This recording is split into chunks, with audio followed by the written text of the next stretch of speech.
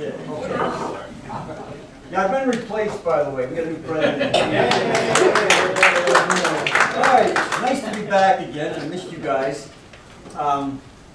Just a quick thing, obviously, I had a routine checkup back in February, and I've been slugging around a little bit lately. I was out ice fishing in January, and I was struggling to pull a sled across the pond. I was fine the rest of the week. My snowblower wouldn't start. I did some shoveling. I felt good, but I figured better say something about it, because my father died at 70 of a heart attack, and I just turned 70, so I don't want to take any chances. And he did an EKG, and it was a left bundle branch blockage. I was talking to Maury about it. He said, hey, don't worry about it. Come over and run the Boston Marathon next week. You'll be fine. But I'm certainly an example of the good health you get from being ATMoB president. Anyway, we're going to start this afternoon. And our guest Ariana is going to talk about the Citizen Cape project, talk about a little bit about it. And then afterwards, we're going to auction off this telescope here, if you had a chance to see it. Our guest speaker, Kevin Collins, has taken, this is the original Odyssey. I bought this back in 1980. It certainly looks it. But I was thinking of auctioning it off. I've got not just the heart situation, but just the back and everything else. That scope's going to be a little bit heavy to move around. Although Kevin's taken a scope like that, and he put his scope in here just one trip. We took about 3 trips to get my scope in here. So we're going to auction that off in just a little bit. I'll talk more about that. But I'm going to turn things over to Ariana right now, who's going to talk about the Citizen Cape project. Go ahead, Ariana. It's all yours.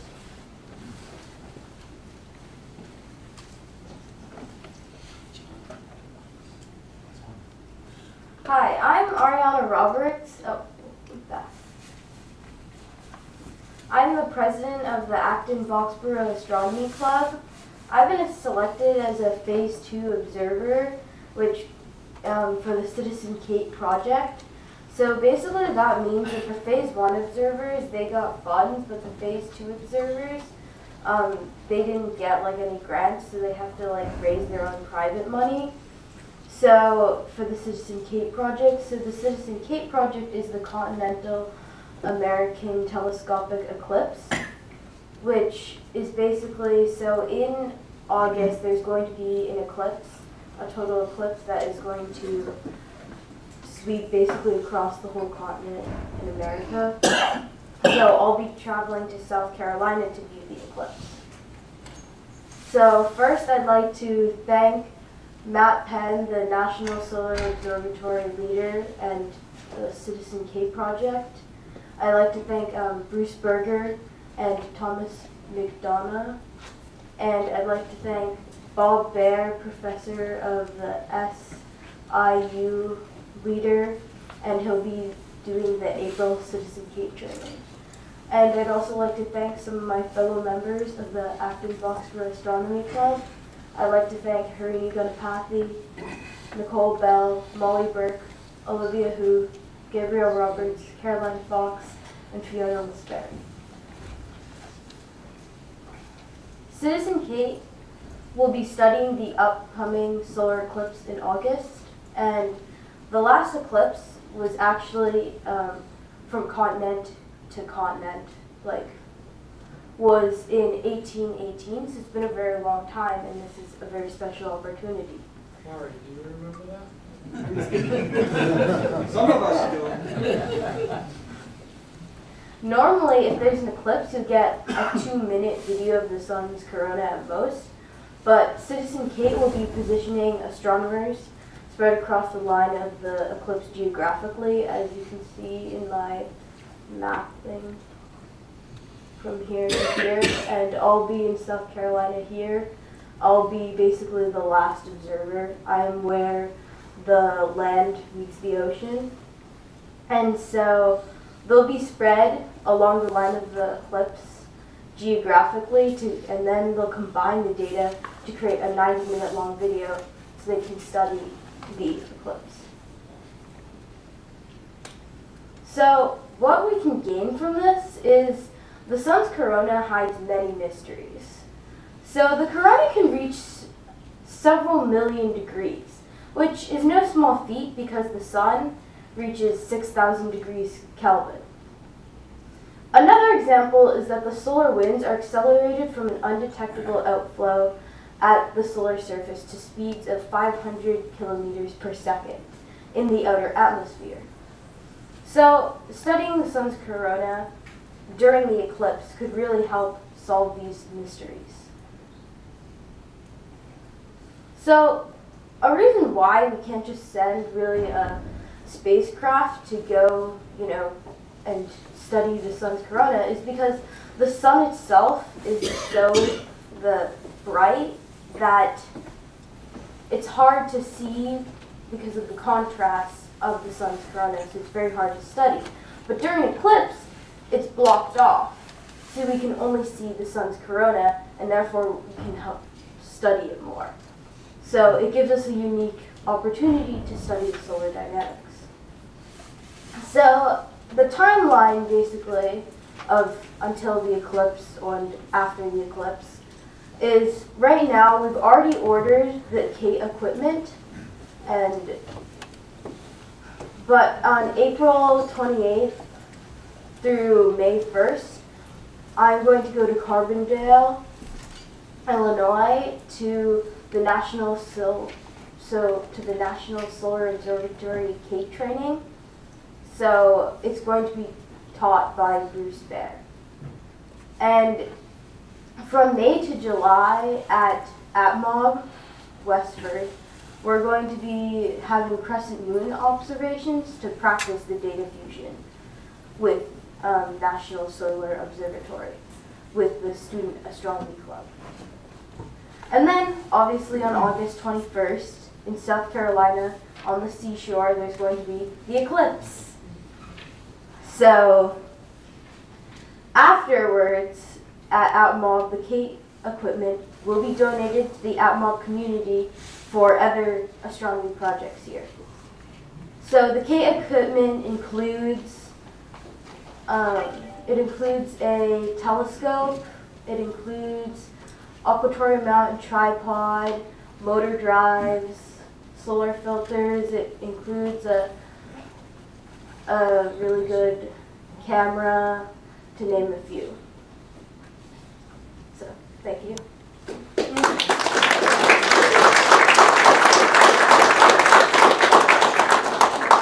Now at this point, Bruce and Tom have been working with Ariana to help get this program going. So if you have any questions, you folks going to be around for the whole meeting? Yep. All right, so they can ask any questions you had. Yes, Tom, do you want to make Maybe I just say a quick note. I think it's really awesome. Ariana did a great job describing the project.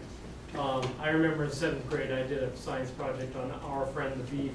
So this is a really fantastic opportunity for us to support Adriana and Project Kate. So we ask that everyone dig deep.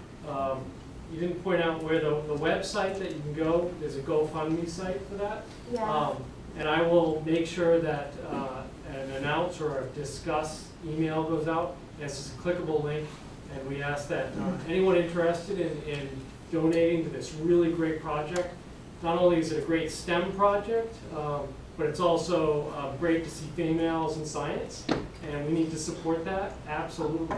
So please, when I send that out, go to the link and feel free to donate. And the other aspect of it is that ATMoB is going to benefit with the donated equipment once the project is done, and it will allow us to continue on with a lot of solar observatory work and general use also. So really excited about it. It's a great opportunity for the club to help out this great organization. So thank you very much. Thank you, Tom and Bruce. We couldn't be here tonight. By the way, I remember back over a half century ago when I was in the 7th grade too, and we had an eclipse. It was 1959, and the path actually started right around Massachusetts. My hometown, Littleton, was right on the path, and a lot of astronomers set up on the top of Mount Wachusett. And that was when I first learned about astronomy and Murphy's Law, because it was totally overcast. I remember getting really dark and then it got really light again. That was my first experience with an eclipse. 7th grade, right? I taught 7th grade for 30 years. That's why I have a bad heart now. It looks so innocent. Then you get about 25 in a classroom. All right. Oh, before I start, I'm going to auction off this scope. This has been a friend of mine since 1980. This was the first commercially made dog. And yeah, it's been through the mill. I've used this scope. This scope was used. It wasn't just a centerpiece. I didn't put it in an office to impress people. And it's the wood's peeling. I was going to revamp this scope, in fact. And then the thing, it was very hard to move this thing into my car. It was really wrecking my back. And then, of course, I had this heart situation. So again, maybe I'll be okay after that. But I figured it's time to kind of scale down. And it was perfect timing with Kevin talking about taking that and turning a nice, he took this in with just by himself one trip. We had to take a couple trips to lug that Odyssey in. But I was going to do an auction. I'm not an auctioneer, but I got an email from Bruce Spurger, who's very interested. I was going to start bidding at $50 because the mirror alone, I was getting 14th magnitude stars with this scope last spring, and yet there's already areas you can see the light through the mirror. I got a price of $125 to have the mirror resurfaced. I wanted to sell the whole scope because, to tell you the truth, I don't have the heart to just throw this thing in a junkyard and have somebody take the mirror. So whoever gets the scope takes the whole thing, and they can do what they want as long as I don't see it. But Bruce offered $450, which is up there, especially if you got to pay $125. I emailed Bruce back and said, hey, that's a bit too much, but we'll see how things go here. I was going to start the bidding at $50 and then go from there, but again, Bruce has already hit $450. I would say if anybody here, let's start around $200, because what I'm going to do with Bruce, I'm going to just contact him back and say, hey, let's give it $200. And by the way, the money's going to the club. And maybe for Project K, we'll have to talk that out. So Eileen, any money that we get for the scope will go right to you, if that's okay. Is anybody here interested in, say, paying $200 for this scope? I really didn't think so. But I want to say something. This scope, again... And you have to take it home tonight, right? Well, somebody's going to help me then. No, what I'll do is I'll probably bring it over to Westford. I'll put it in my car and just bring it over to Westford Saturday night. But this scope has seen over 70,000 variable star estimates. I started using this scope in 1980, and right up until last year, you know, in some years, 5,000 or 6,000 variable star estimates with this scope. So it really has seen a lot. We're talking about a supernova in a galaxy 60 million light years away that I saw with this scope. So it really has done the job. Yes? When did you put a map of Neptune on the scope? That! You want to see how much use? He's talking about this, I believe. That, even the cloud fans have it. no, what it is when I'm looking for the finder scope, I'm breathing here. It's a lot. My breath must be pretty acidic. I don't know. But that probably represents thousands and thousands of breaths over there. You're going to put that in the newsletter, aren't you? Alcohol does the job. That's why I like double stars. Is that what a double is? What I wanted to say is that the scope that I use primarily at the clubhouse is a lightweight dog, which is what the discussion will be about tonight, but it's the same mirror. Yeah. It's the 13.1-inch Coulter mirror. Yeah. Again, it's a great scope. It needs some work, obviously. I call it a fixer-upper. But you can learn how to make a lightweight dog and then put that in the lightweight dog. Well, again, Kevin's going to talk about that in a little bit here. Anyway, let's get things started. Oh, by the way, I did, one of the sad things about this heart condition, I was supposed to speak at the Southern Star Astronomy Convention in North Carolina at the end of the month, and I called the director soon after I heard about this situation. We both agreed, you know, we better not risk anything. So he did send an email out, I think through Roger Ivester. They were looking for somebody to replace me. And is Al Slisky here? Al? Yeah, he already, what they did, they got Al Nagler, so it's kind of an upgrade from that. But I think your talk would be very interesting, so keep with Roger and so forth, and they might be looking for something for the next year, and I'm planning on coming back next year. Okay, that done. Welcome to the 897th meeting of the Amateur Telescope Makers of Boston.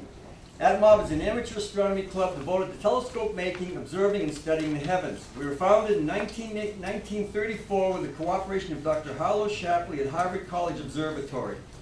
In 1973, the Bond Astronomical Society, another long outstanding club, merged with ATMoB, making it one of the oldest and largest general interest astronomy clubs in the country. We meet formally the second Thursday of every month except August to hear a speaker, to discuss club activities, and to socialize. We publish a monthly newsletter, Starfields, thanks to editor Al Takeda, which is available to all members. We hold approximately 30 star parties for schools and other institutions each year. We maintain a clubhouse and observatory with a workshop, library, and observing field in Westford, Massachusetts. The clubhouse is open on most Saturday nights. Now, I'm going to change, it says most Thursday nights, excluding the second Thursday, the clubhouse is open. It's no longer, so the telescope making is now on Saturdays as well. But if you're on our email list, sometimes people would open up the club at any particular time, so always check your email every day. The clubhouse might be open for special occasions. Special interest astronomy-related classes are frequently offered on Friday nights. We still have the introduction to astronomy, right? It's pretty much every Friday. It's been going on for almost 10 years now. And So basically, you show up on a Friday and there'll be something going on. yeah. Again, the only you time can't. it's not been one is when we had a snowstorm. Okay. So again, we'll put out any type of announcement there if there's something for need for cancellation, like a snowstorm or something. Okay. So let's get things going here. We have the project case presentation. We'll start the business meeting with the Secretary's report and Phil Levine.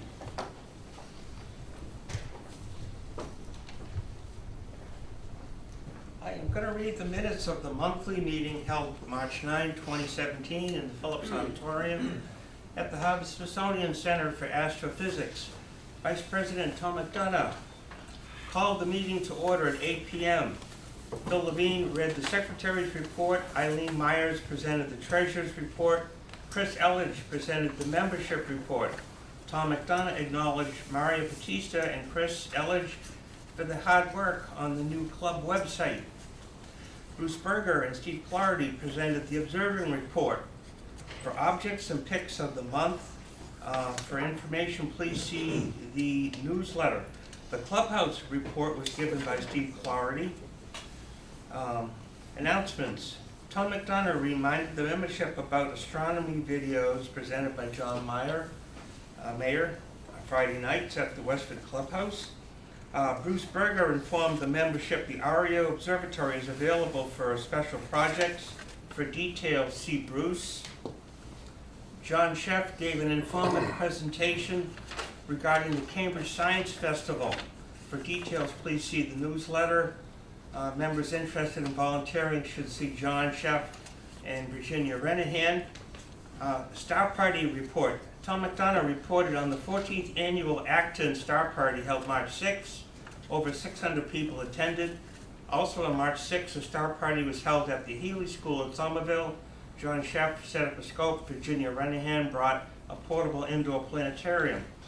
March 7, the Belmont Star Party at the Cherney Middle School was rained out, but ATMoB members set up scopes indoors for a show and tell demonstration. The club received a certificate of appreciation from the school. Old business, none. New business, none. Tom McDonough introduced the guest speaker for the evening, Dr. Douglas Arian. Dr. Arian gave an engaging big picture presentation linking astronomy to the human experience. He challenged us to present an interrelated big picture approach when reaching out to the public during Star Party participation. His suggestion was to utilize astronomy outreach as an opportunity to portray the universe as one system rather than separate discrete branches of science. Refreshments were provided by Mike Hill. Tom McDonough adjourned the meeting at 9:30. Thanks. Thank you. By the way, I should mention before we go over to the Treasury report, it was a last minute thing, and I think most of you got the information, but we usually go to Chain Show Restaurant for our pre-meeting dinner, and the parking lot has been chained over, so we had to make a quick last minute change. Alta Creator took care of that, and we went to the House of Chains, that's maybe just down the street here. So instead of going that way, if you go back toward the Alewife Brook from here, it's just a walk down the street. I guess we liked it enough that we've booked them for the rest of the duration. So, also, I did come prepared. Talked just earlier about this whole cardiac thing, and Mario's here tonight, so I wanted to become prepared just in case anything bad happens. I've got a surgical kit here. Now, I had the book Cardiac Surgery for Idiots, but since Mario's here, we don't need it. But just in case we have to open me up, I brought a tool. Definitely going to need anesthesia, so I brought and when all is done, got some duct tape, we can just patch me back. So you gotta be able to joke about these things. I could see Mario with that saw. Okay. By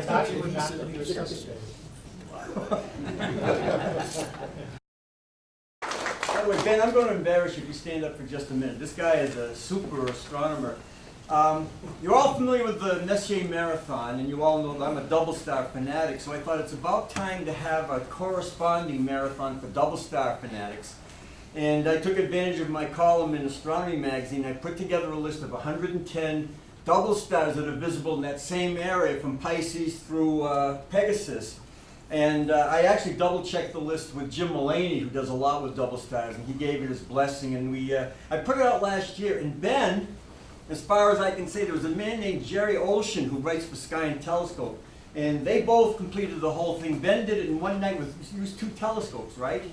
So essentially, you're looking at the first person who's ever completed this marathon. So that's.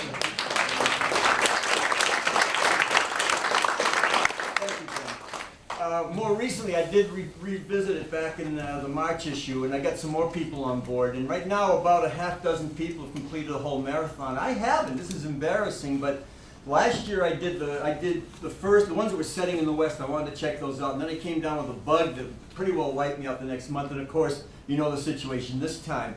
But I did go out for one evening. Again, I just want to check those western double stars to see how they're doing. But I've gotten some feedback from about 3 or 4 other people, including several astronomy clubs. And this thing looks like it's going to be able to fly, and hopefully I'll be healthy enough to do the whole thing next time. Again, nice job, Ben. Oh, double stars, double scopes, right? Well, you used, what, a 4.5 inch and a 10? 8. An 8 and a 4, and you pulled an all-nighter. You're, what, a high school junior right now? Yeah. I just got in it when I was a junior. That's when I first took my little 3-inch F10 Edmund out and looked at MISA. So I saw 1 double star compared to 110. All right, observing committee report. Bruce Berger is in here. Now, I'm going to actually try to go a little bit quickly here because we want to get Kevin up here to give his talk. There are 4 comets visible right now. I don't know about you, but I haven't seen any of them. The last time I was out was on my birthday back in March. It was one of the last clear nights we've had. Since then, it's been either cloudy or moony. But if anybody here has anything they want to say about any of these comets and give us an update on what they've seen. Anybody at all? Yes, go ahead, Steve. We did, last month, we saw 41P Tuttle Giacobini Cressa, I think that's right. And it was very high up, it was visible. I was using my big scope, the 18-inch, but it was hard to say, maybe magnitude 11 or 12. Okay. All right, thank you. Again, just check the internet to see what's going on. The moon is still just a little bit past full, but we're going to start to get the dark skies again. Lyric meteor shower. It's not a major shower, but this year the moon's going to be out of the way pretty much, so it's worth a look-see. And I was introduced to the shower years ago. My grandmother had passed away, and I just went outside the day of everything, and I was just kind of wistfully looking up at the sky, and it just happened. I was looking near Lyra, and bing, I saw a meteor. Well, big deal, they're always. But then within a few minutes, another one. Kind of the same, pointing from the same area. So I looked through, I was out for probably 15 minutes. I probably saw a half a dozen meteors, so I knew right away, it's got to be something, but there's no meteor shower in April. And I went in and looked, and it was a Lyric meteor shower. And a number of years later, in Ottewell's book, they pointed out, I believe it was 1983, there was an unusual intensity and activity, this particular meteor shower. And since the Romans believed that a meteor shower honored the death of a great person, I kind of spread that story to my family about how, look, my grandmother died and this meteor shower blazed in all its glory. Double transit of Jupiter, 2 moons, Io and Europa. And here's the neat thing about this. You look at the date, May 11th, 9:59 to 10:06. That's when our meeting next month will be closing up. So hopefully we'll have a couple telescopes set out in the parking lot there, and as you're leaving, you can take a look and see the 2 shadows of these moons. It's going to be a very short period of time because I believe as Io's is about to end, Europa's will just begin, so you'll have about 5 or 6 minutes or so to see both shadows before they're completely done with. Glenn? Yes? Maybe we can set up the clock upstairs for that. If you can arrange it, sure. We'll see, because we got to worry about the weather. We have a 30% chance here in New England.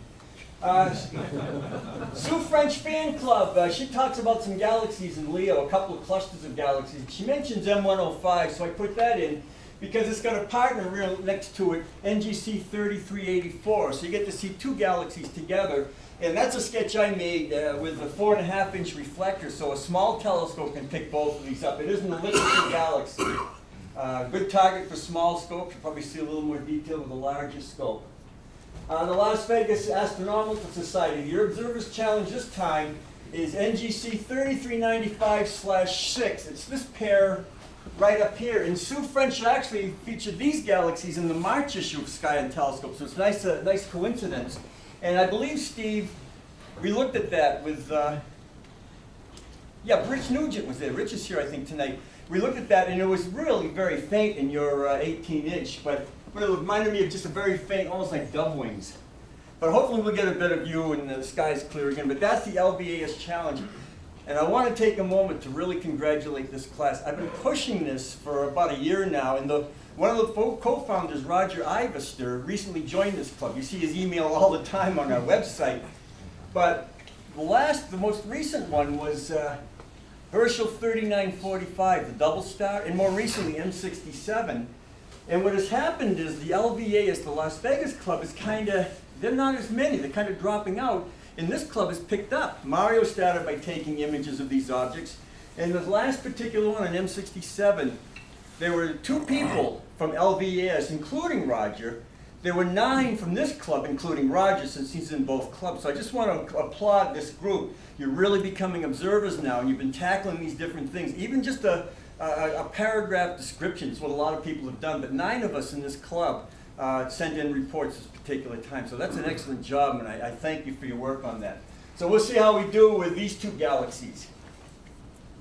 I also invited Roger to talk some of his favorite targets. We usually like to pick, a member picks for the month, and what he did is he picked 2 galaxy groups. And I didn't put down the name NGC, that should be NGC 3187 galaxy group. And that's his sketch with a 10-inch scope, and that's a photograph up there of the same field of view, so you can make a comparison. He's a very good sketcher. And also, he had the M84, M86 galaxy group. And you see it here in a photograph, and over here through his scope, in about a 1-degree field, I think. So 9 galaxies in the 1-degree field. And I'm going to turn over to Steve. That's not part of the Markarian chain, is it? It's actually the beginning of where the Markarian chain is. But typically we see M84 and M86, the 2 brightest in that group, and the others are kind of optional. The spiral galaxy off to the left kind of forms a long triangle with M84 and 86. Those are normally visible. And if you see to the upper right, there's 2 galaxies side by side.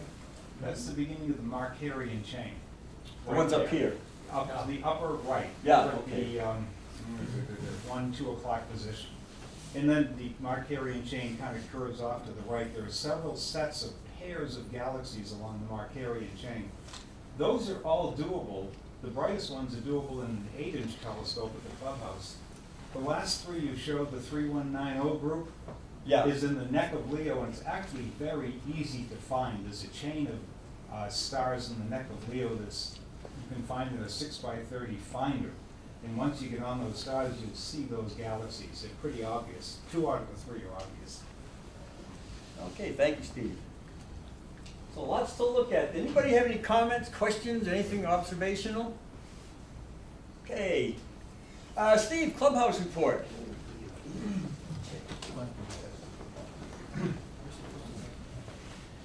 Oh, thank you. You don't have to. So we had a work party last month on March 11th on a Saturday at the clubhouse. We had 22 volunteers altogether. Thanks for everybody who pitched in. One of our big projects was finishing painting on the first floor of the clubhouse and refurbishing the grinding room, which we did. The month before we did the ceiling, and last month we actually did the walls themselves. And while we were there, we kind of cleaned up and organized some of the equipment and machinery. So it had its bicentennial cleaning, I guess, that ancient equipment. So anyway, it's in pretty good shape. So that's actually the final room that's been rehabbed in the clubhouse. We've done over every single room, including the hallways, the staircase, the evaporator room, the attics, the barns, completely in the clubhouse at least once. So if you haven't been there in a couple of years, come on by and take a look, and you can give us the kudos. So anyway, it was a long effort. We did a little every year, and it's pretty much complete now. At this point forward, we'll just be doing some touch-up here and there. We don't have any major rooms to do over anymore. Next, we had The Aereo Observatory, Jim Geddes could probably tell you a little more than I could, but it is operational. The dome works, the telescope works, the slit works, everything is copacetic at this time. And also, Alticada and Tom McDonough did a little update on our inventory of surplus equipment. We're trying to identify some telescopes to donate and to sell for the club that we are no longer using.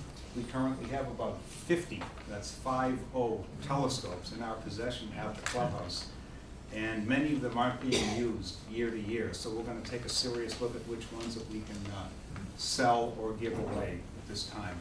The ones that are being used the most for lonoscopes, which is on the second floor telescope room, and the ones that we use in the field, which are open to any member to use, are on the first floor telescope room. Those we plan on keeping. Our next work party is in 48 hours, Saturday. Beginning at 10 o'clock, we have a few things to do outdoors. A little post-winter cleanup, pulling up the old the snow fence. We have some regrading of the lawn to do because one of our stellar plow drivers drove over the lawn and ripped it up. A nice big swath. So we're going to try and patch that up on Saturday. Do some seeding as well.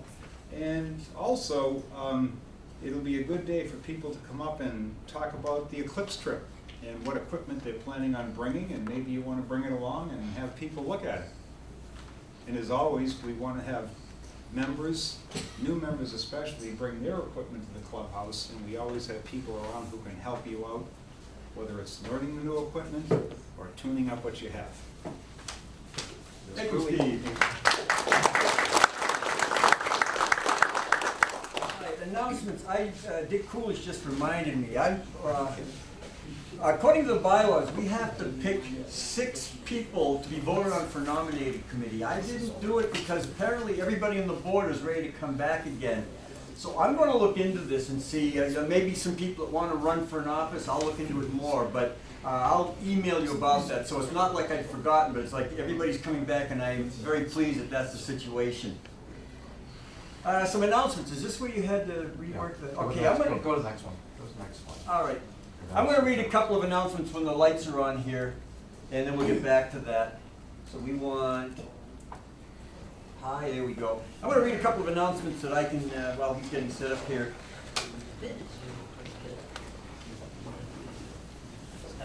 I don't know if it was in, I think it was in Sky and Telescope. They mentioned a new organization called Astronomy on Tap, which kind of sounds like a good idea.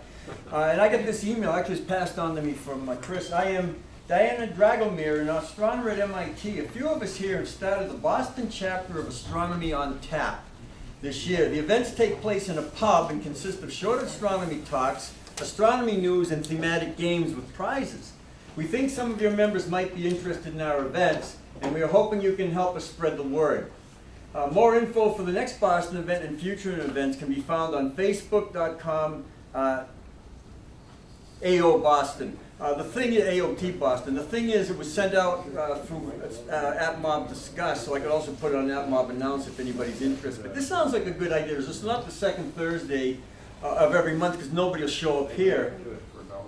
And actually, if I think we were talking earlier, if I had gone to one of these Astronomy on Tap meetings and had a few beers and then gone to this telescope, Neptune would have looked more like Jupiter with all that alcohol in my breath. So, but that sounds like a kind of a neat thing. The next meeting again is going to be next Monday, this coming Monday, 7:30 p.m. The topic will be the dark side of exoplanets and the universe in a box. And it's going to be at the Phoenix Landing in Cambridge. So if anybody's interested, something to do next Monday. The next thing, which I think, how many of you are familiar with surplus shed? It's kind of, to me, like the only thing we have that's almost similar to the old Edmund Scientific. And I picked up some pretty neat things there. You're not getting the greatest fantastic quality, but they do sell some pretty good stuff. And this email was sent to me, so you might want to check the Surplus Shed website when you get home, because I'm not sure how long this is going to be available. But apparently they're selling a Wall & Sack brand 20 to 60 power 80 millimeter spotting scope for $95. And you can get the particulars on why these prices are so low if you go to their website. It might be something you might be interested in. Also, they have a mounted achromatic telescope lens, 127 millimeters, which is about 5 inches, 1200 millimeter focal length. They're selling it for $189. It's mounted in the cell, airspace, the whole thing. And finally, if you want to go a little bit bigger, they have a 6-inch mounted achromatic telescope lens, 153 millimeters, that's 6 inches, 1200 millimeter focal length there, and that's for $325. So if you're really into making a refractor, that sounds like a good deal. Yes? Did it specify who actually manufactured the glass? It says Wallensack brand. I don't know if that means it's specifically Wallen, just as Wallensack brand. I don't think they could say if it wasn't. I know they do sell Wallensack. I've seen their microscope eyepieces, so I have no reason to believe that's not I know the for case. the longest time they were selling Jaeger's lenses on that. Well, it's worth a check, definitely. And I do it quickly because this email was forwarded to me by somebody, I think, in the Washington, D.C. area, so I don't know how long this is going to last. But you can also, when you go to the Surplus Shed website, you can get their phone number, just call directly. Well, Yeah. the Sac went out of business, they acquired all this stuff.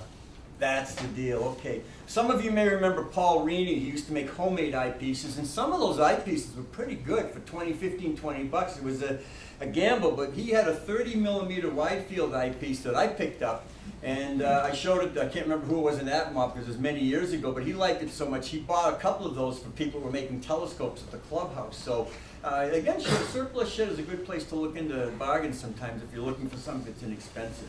Okay, we ready for the announcements? Yes. John, do you need the lights dimmed, or? Yeah, that would be helpful. Let's Thank you. see if that is, how do I remember the slide? It's Oh, okay. I'm hitting it, and it's refusing to cooperate. There we go. Okay. Oh, perfect, thank you, Glenn. Anytime. So, tomorrow the annual Cambridge Science Festival begins. And one of the opening events they have planned is I guess you'd call it a panel discussion or conference, I'm not sure what to call it, but it's an event at Sanders Theater entitled Are We Alone? Exploring the possibility of intelligent life in the universe. Now, there are going to be some luminaries there whose names you might have heard of that are familiar in the astrobiological community. For example, Frank Drake. How many people know who Frank Drake is?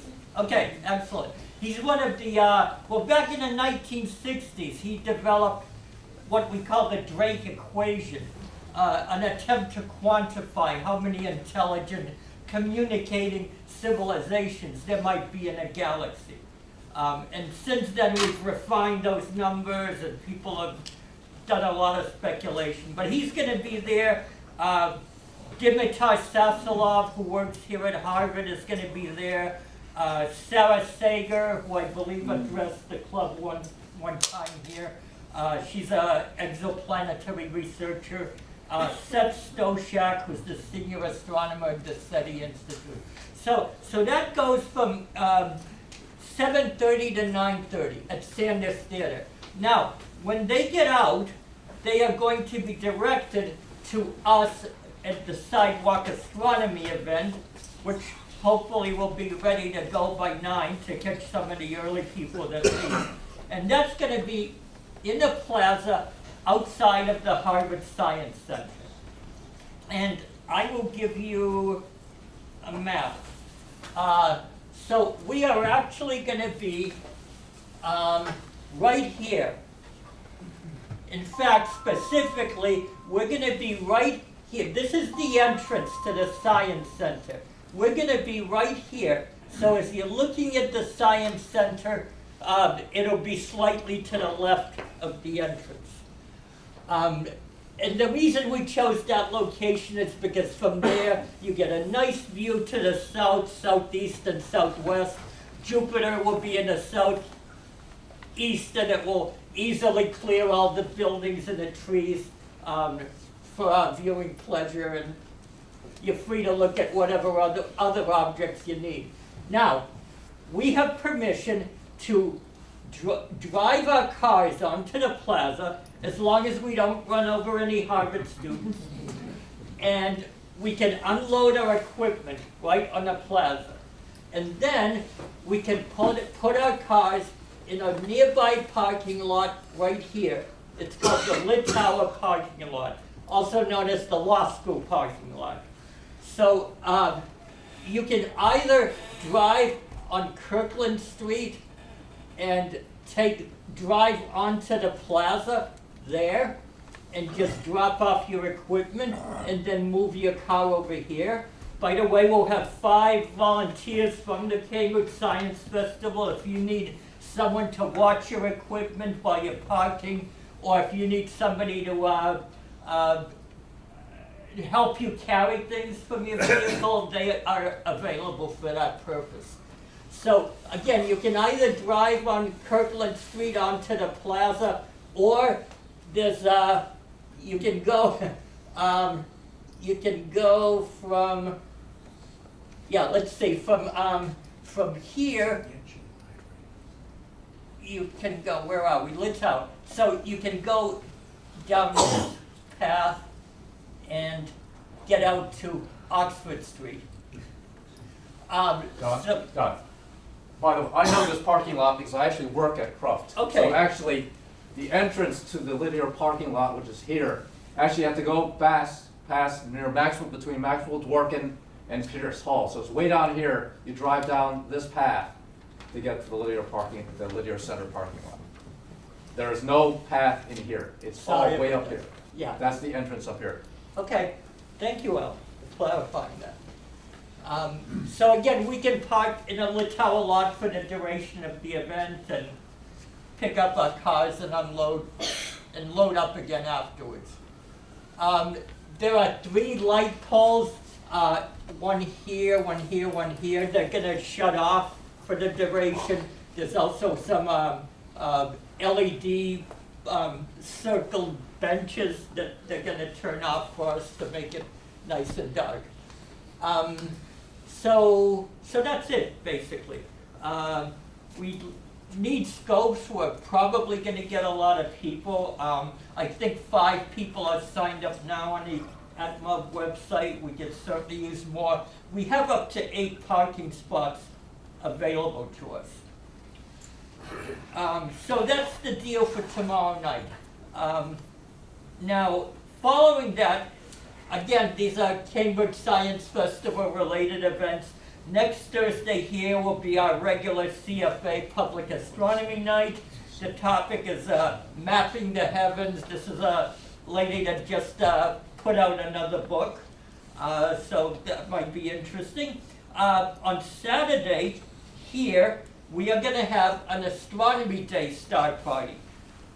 And that's from 8:30 to 10:30, and you have the choice of either bringing your scope up to the roof of the CFA here, we will help you do that, or you can set up your scope in the parking lot here. The parking lot will be roped off to vehicles, except those that may be dropping off their equipment.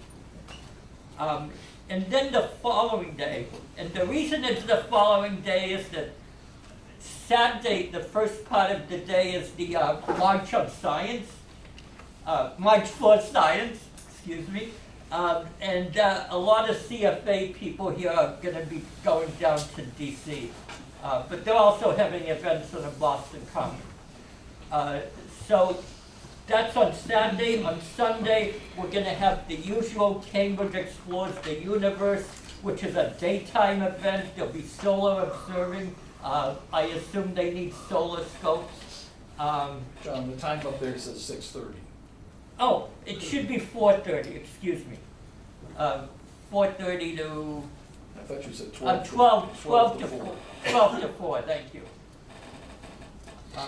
So that's purely a daytime event. There'll be no nighttime observing. Okay, any questions? Great, so I hope people do show up. Should be an exciting week. Now we'll Thanks. get set back to the regular, I guess. Couple of changes here. Thank you.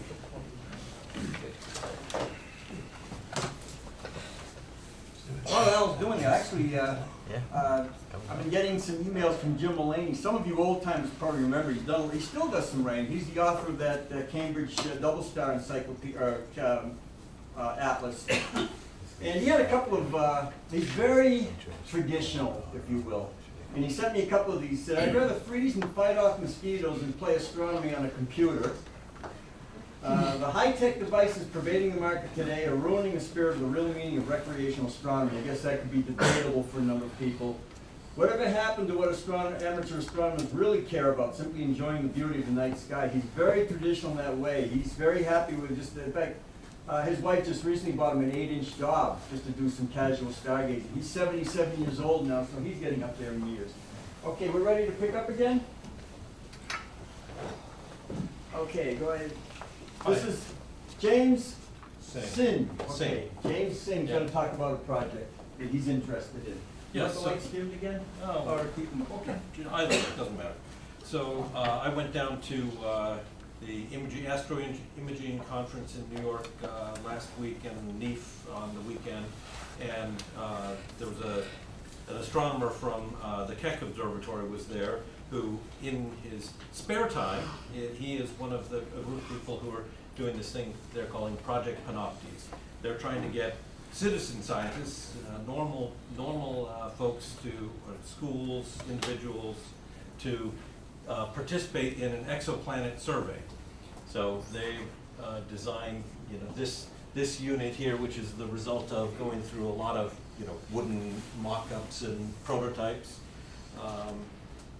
And so they're looking to get people involved in this, and I found this a really exciting sounding project, so I'm going to participate. And I'm soliciting other interested parties, because I would like to build one of these units, and I don't actually have a great place to host it. My front yard, backyard have lots of trees, so while I can debug it at my house, et cetera, I will ultimately need a place to put it long term. And then I think it'd also be a great project to work with a school group on, because they would get the opportunity to do some building, assemble some electronics, see the results. And the nice thing about the design that the project has come up with for the software is, while they have a plan for these are the things we want to observe, given your location, this is what you can see, it's easy to override it and have it shoot whatever's up in the sky that night that you want to see. So it's not just here, make it, and you don't get a lot of benefit. You can participate and use it yourself. Anyway, so and while I was at the imaging conference, I won a door prize, which was, I mentioned this on the ATMoB Discuss group, that I won this nice camera rotator, which is completely not what I need for assembling one of these. So if anybody's interested in taking a look at the camera rotator, I have it with me tonight. Thanks. Okay, thank you. There's a lot of things. I really want to get Kevin up here. Michael Deneen was kind enough to bring this field lamp back there. I brought one a couple of months ago. A lot of you are interested, so Mike will be around to, if you have any questions about the assembly of that. It's really a neat gadget. There he is right there. I was looking in the back. You had your hand up. Well, we are supposed to elect a nominee. Oh, you were talking to somebody that brought that up, so, but go ahead. Well, the bylaws specify that we have a nominating committee. Even if the officers would like to continue, the nominating committee is not under any obligation to actually use them. It's up to them to nominate a slate of officers. And also, there is a procedure for other people who are not nominated, if they would like to run for one of the offices. There is a procedure for them for getting signatures and submitting them to the secretary, that kind of thing. So it is something we are supposed to do. Okay, I'll put that out on the internet then. But we have to do it now. Yeah, It's right April. now. It's Okay. April. So if somebody wants to, what if a person wants to run, they're not here? No, that's a different thing. Yeah, the way the nominating Pick committee six works is nominees. you select 6 people as potential candidates. The club votes, and the top 3 vote getters are the ones who are in All the right, can we committee. put that screen up really quick? Let's do this fast, because I know we, just, there's a whiteboard here, so I can write on the whiteboard. There's a raise the screen button. Here we go, I got some.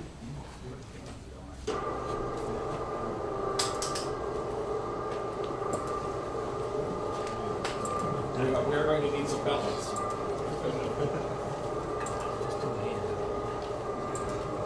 And then we'll do a quick vote, I guess. Sorry about that. All right, anybody that's willing to be on the nominating committee? Okay.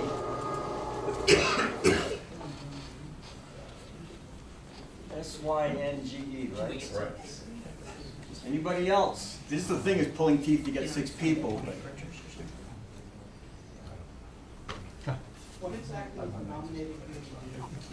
they pick out any, if we have to have any board members elected, the nominating committee just goes, does a search and picks people that want those positions, and then we take a vote on that. I think it's at the June meeting or the annual meeting.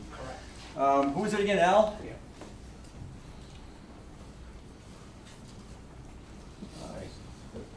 Glenn, up here. Up here. Oh! Up there. Okay, Mike, thank you.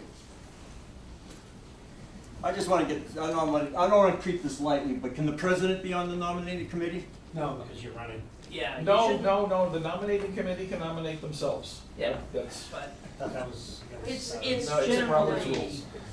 It's because we got a guy from Amherst that has to get home. I don't want this meeting, the talk to start at 10 o'clock. Please name, again. Eileen, she knows everyone. Did you raise your hand or is he volunteering you? Parents do, every year, it's a tradition. Oh, okay, Mario Mata. No. Eileen. We need one more. I'll do it. Hi. Chris, up top. Chris Control. Oh, Chris, Yeah. thank you. All right, we need some ballots, it's a secret ballot. yeah, let's see if we can find something. You know what, but a couple people get pencils and paper, just we'll keep this thing going here. Want me to tear? Yes, Yeah. Alright. Now, I naively thought that if, I've been working with the whole board to get their okays, and everybody seemed to be on board, so I didn't realize you still had to nominate, a nominating One committee. for every voting member. Okay, because last year was a battle because only 3 people wanted to do it, and I said we're all set to go, and they said, no, you have to pick 6 and vote on the 6, so. And I don't want to be one to change the bylaws, it'd be kind of nice to do something that's really quick and efficient. Start passing it. Yep, pass them around. Anybody want to make a speech on why they don't? Those that are members can vote. Make the ATMoB great again. Members, Oh. members. All right, see somebody who's kind of. Vote early, vote often. that one. Help Bostonian. While we're doing that, Go ahead, Eileen. this is old business. I might have one more copy of the Observers, the Royal Astronomical Society's Observers Handbook, 2017, if anyone needs a copy. $10. It's 3 months, 4 months. It's everything you want to know. What's happening this year.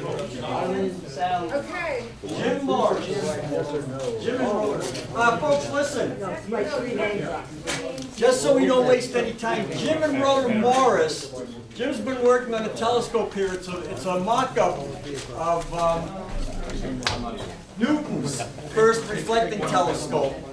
He's 90 years old, but he didn't get the original directions directly from Newton. It's been a while, but go ahead. He's going to show you what he's got. So I know you're voting, but give him your attention too. Need more paper. We have more?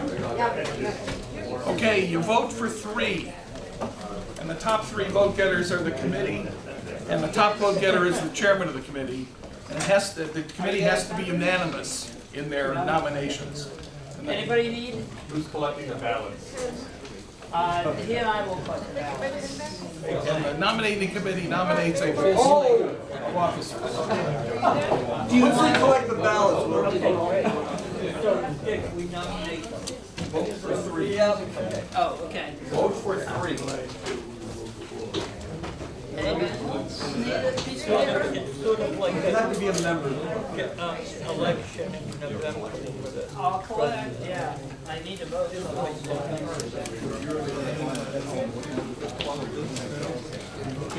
Yeah, we'll wait till everybody's settled down. Like Texas. All right, Bernie, here you go. All the way to Texas. Texas James, Stanford. Jim Morris, okay. What are we supposed to vote for, what? How many? 3 people. 3 of those. Sit down. Sit down. Sit down. It's yeah. James Singe, Al Slisky, Mike Hill, Glenn Chappell, Eileen Myers, Chris Elledge. Pick 3. Okay, are there any more ballots? And what I will do is I'll put out something on the internet, who would like to run for an office. 1 minute.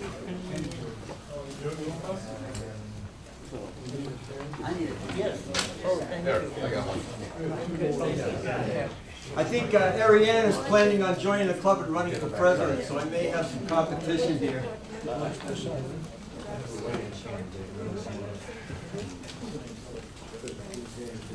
Okay, you guys come to the back, I'll get Jim up here. Yeah. Okay, Jim, why don't you come up again? Again, Jim has made a mock-up of Newton's first telescope, the reflecting telescope. We want to talk a little bit about it, and we'll let him take over. Well, I'll just take over. We're coming here because we had a good experience with you guys a couple of years ago. We were asked by the Galileo Museum in Florence to build replicas of their telescopes. I came here, we talked a little bit about it, and it's great. When you want to get something done, you go to a place where something's happening. Lots of things are happening here. We've been called by the Chinese government, and they're building the world's largest planetarium. And in that planetarium, they would like to have us make several telescopes. One is Newton's, the other one is Galileo's, and then there's a guy named Herschel. Now, what I'm here for is simple. Come on up here. He's looking for help. She's my boss. I get $2 a day. That's hardly enough for what we're doing.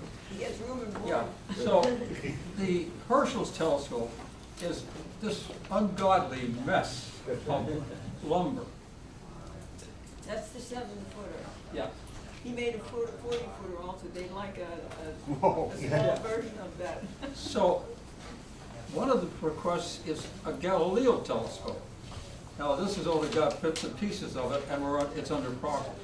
Now why am I at this? So what we do is we help out any museum in science to build replicas, and we've been very successful because we've had a lot of help.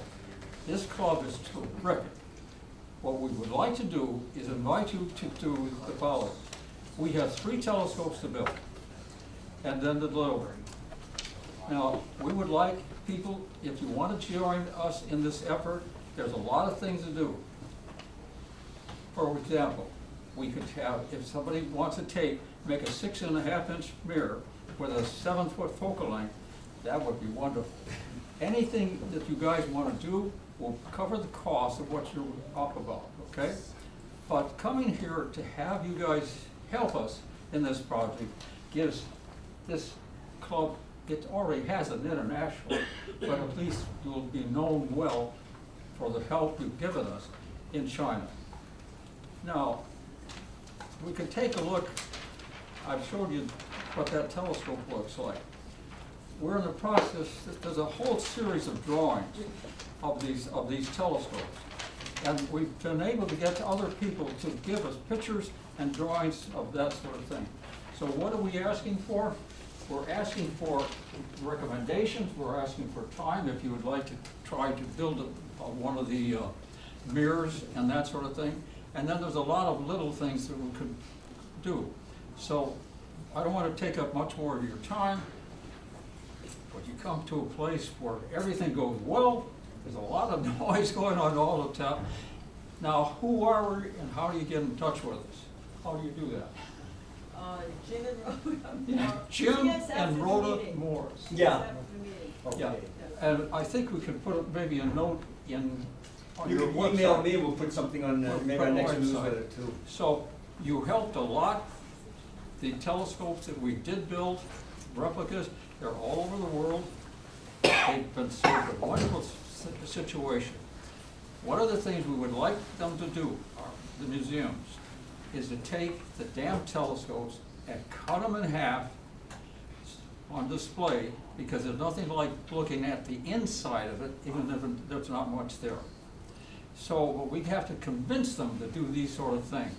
When we did that for the museum in Florence, the crowd always went to look at ours taken apart telescopes.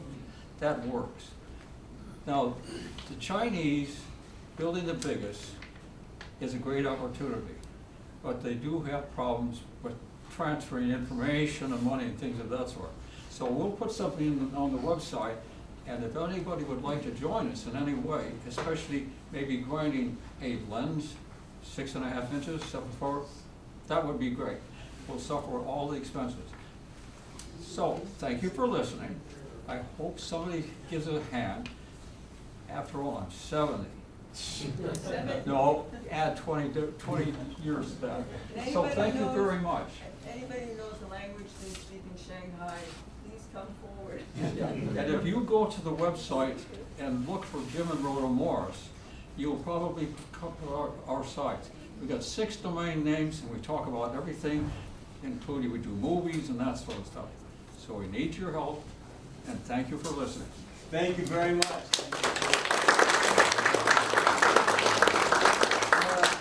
You said the Chinese are looking for classic telescopes? Let's start a war. Okay, we can get back to things here.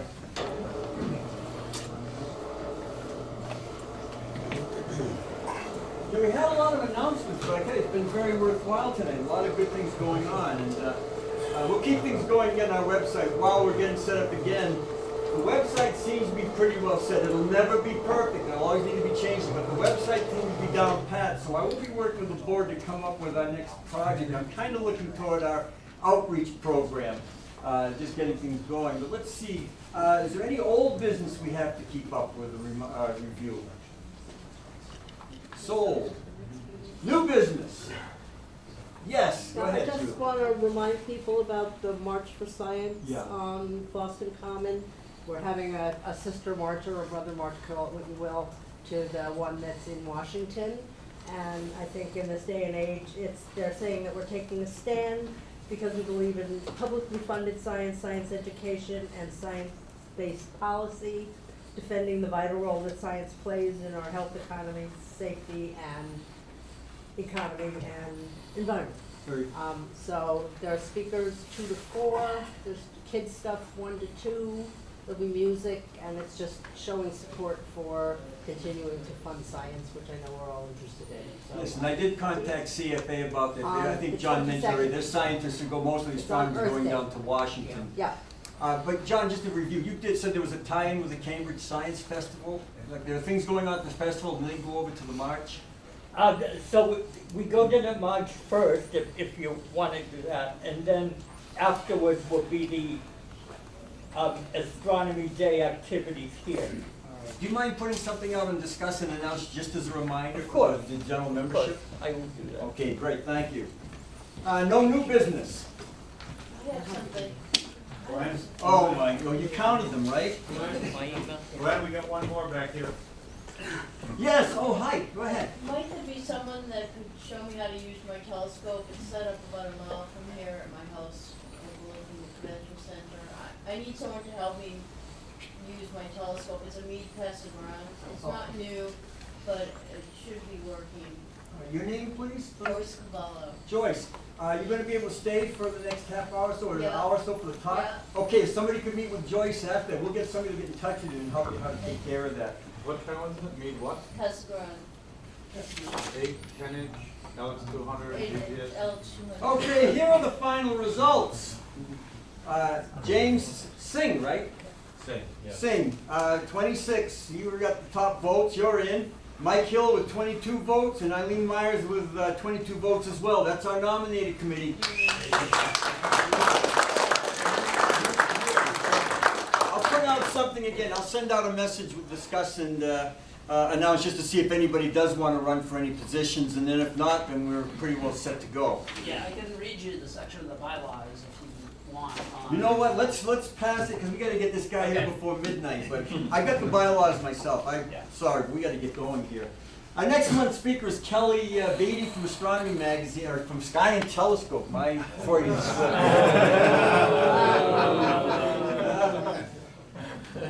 He heard that moan. But he was originally gonna talk an update about Pluto.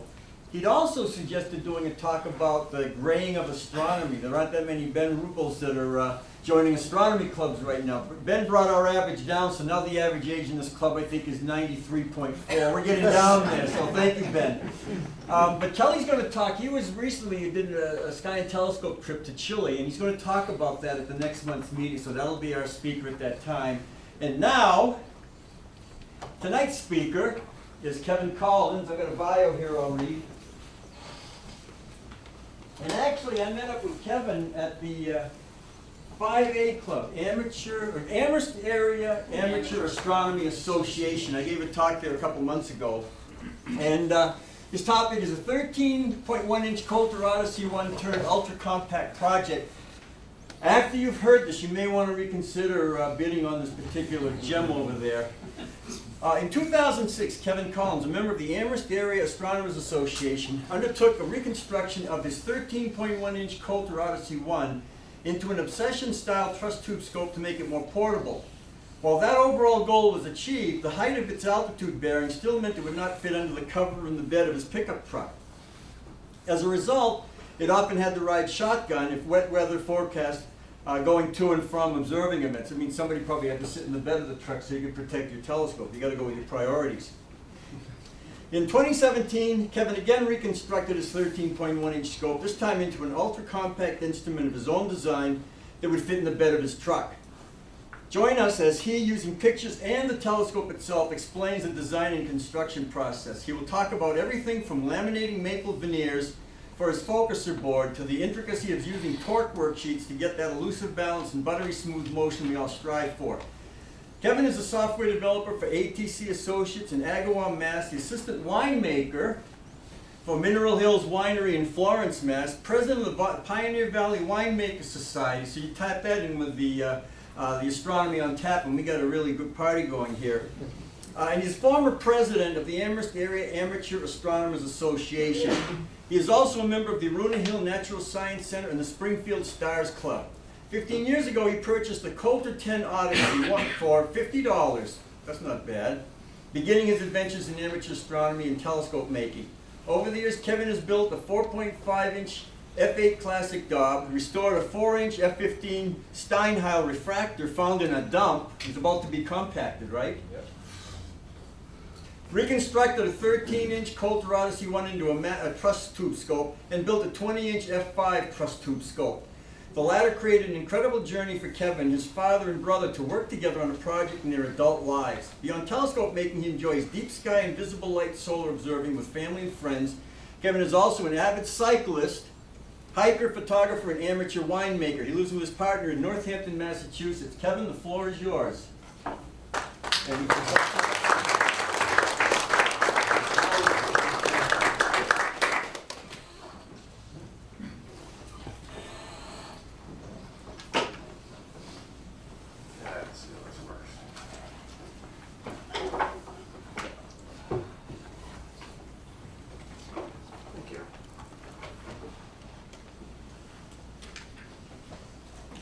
How's everyone doing? Still or why I play with this? Good. Tom Whitney's doing wonderful. Let's see what we got. Projector on. There it goes. Ah, there we go. Sweet. Can we get the lights? Yeah. Normally I drive this with my phone, but I'm close enough to the iPad. So I want to thank you all for letting me come out and talk tonight. We had a great talk from Glenn a couple months ago back at the 5As out in Amherst. It was an awesome talk, and I sent them a couple of websites with build pictures for the projects that I do, and he invited me to come out and see you guys. So here we are. As Glenn had mentioned in the beginning of this in my introduction there, I had built. I had gotten a hold of the mirror, not the whole monster over there. I mean, nice telescope over there. I had gotten hold of just the mirror on Astromart from a gentleman. He had it tested, sent me the test data, put it out for sale. It was like $300. And I said, oh, that'll be fun to build a nice truss tube telescope. And that was the original scope not that one, but the truss tube design. And I did this using Krieg's, the Obsessions Dobsonian telescope book. by Krieg and Barry, with some minor changes here and there. But so this project was done. My brother and father and I worked on this. My brother is actually he's a craftsman, builds homes frame to finish. My father, over 42 years of his life, was a welder. So we got to take those skills and build the tailgate you guys will see in a few minutes. And I'm the nerd, so pulled out the book and started drawing some plans in Cad and working with some torque worksheets, and out came that scope. I had a beautiful scope, used it for a while, but again, I had to ride shotgun in my truck, which I didn't really like.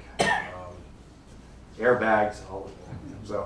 So I decided to change the design a little bit so that I could carry it around a lot easier and also fit it in my truck where it should be riding and not with me. But think of this, 13 inches of aperture. There it is. So that's the big deal. Easy to move, easy to take out. It is a telescope that I use the most. You know, I do have a big brother, a 20-inch, but that one probably goes out about maybe 7 or 8 times a year. Weighs more than I do when it's set up. So there it is. So what I'm actually going to do is have turn the lights up, and I'm actually going to put this together so that as we go through the construction pictures, I can kind of show you how it came to be. Why I do that, speaking of the winemaking stuff, has anybody been to Google Earth yet to see where the location of greatest duration is for this eclipse in August? Yeah, so I'm floating around on Google Earth and looking around, zooming into that point, and what do I see? Grapevines. There's a winery that essentially the location of the greatest eclipse is actually in the backyard of a winery. The name escapes me, but so I naturally had to call them and find out if they had any space available for the party they were having, and pretty much told me that they didn't have space about 2 hours after they announced it. So that's going to be a fun day. Well, we're doing the eclipse at a winery. Nice. Whereabouts? In near Columbia, Missouri. Yeah. Cool. It's the ATMoB trip. Great. Your weather prospects double if you go west of the Mississippi. Yes. Yep. Yeah, we two of us actually have a trip planned, kind of a 2-week cross-country road trip from hopefully a good place. We're going to head out toward Wyoming and Oregon and play around out there, and then do a whole bunch of stuff on the way back we don't quite know yet. That is if we don't kill each other. We're really good friends. We have slightly different political views. That's all I can say. So, What could go wrong? what could go wrong on a 14-day road trip? So, all right. So as I put this together, the lower pole seats and the upper sockets are from Moonlight. On the original scope, you can see here I had several pieces I had built for pole seats and stuff by hand, and this time I decided that I would to save weight and other things I would go with some manufactured stuff. So that's what I did.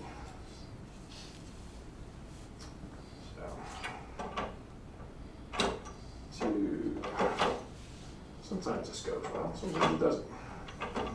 That time it did. Oh, not sitting right. I do not have a light shroud with this tonight.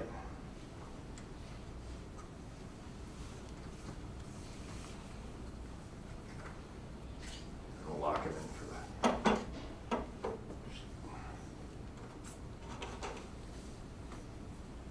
Every once in a while I don't see quite right. There we go. Beautiful. It's funny. Both the 20-inch and this one, I set them both up to use digital setting circles and never put them on. A couple of reasons I chose that. I like the hunt. Give me a good set of star charts or sky safari or something like that. Off I go. And I also can get the 20-inch out of the back of my truck set up and ready to go, collimation and all, before my buddy with his 10-inch Schmidt has that thing set up and aligned. There we go. Ben, can I borrow you for a second? Spotlight. Can you hold this for me, just like that, please? Thank you. I normally have an eyepiece case that does that. We'll talk about your contract in a few minutes. So what I'm putting on the bottom of the telescope are counterweights. That's by design. I worked very hard in the original design of this telescope and the 20-inch to make sure that it never had to use counterweights. A lot of math ahead of time. And as I hang these, I'll tell you what I mean. When you build a big 20-inch telescope, when you build a big 20-inch telescope, you actually have to build the mirror box, which takes about 30 hours of time. You actually have to build the mirror box 2 inches too deep, do the rest of your math to determine where you think that that thing needs to be set for depth so the telescope will balance. And then you take that 30 hours worth of work, you throw it on a table saw and hack off the bottom and hope you were right. Both the 13 and the 20 I got right on that. Dumb luck. Just a lot of math, having to weigh wood and do other things. Awesome, you can let go now. Thank you. Perfect, thanks. Oh, I was waiting for that.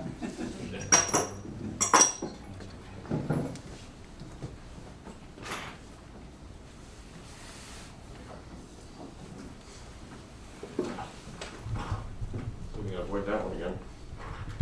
Can you hear me now? Yeah. All right.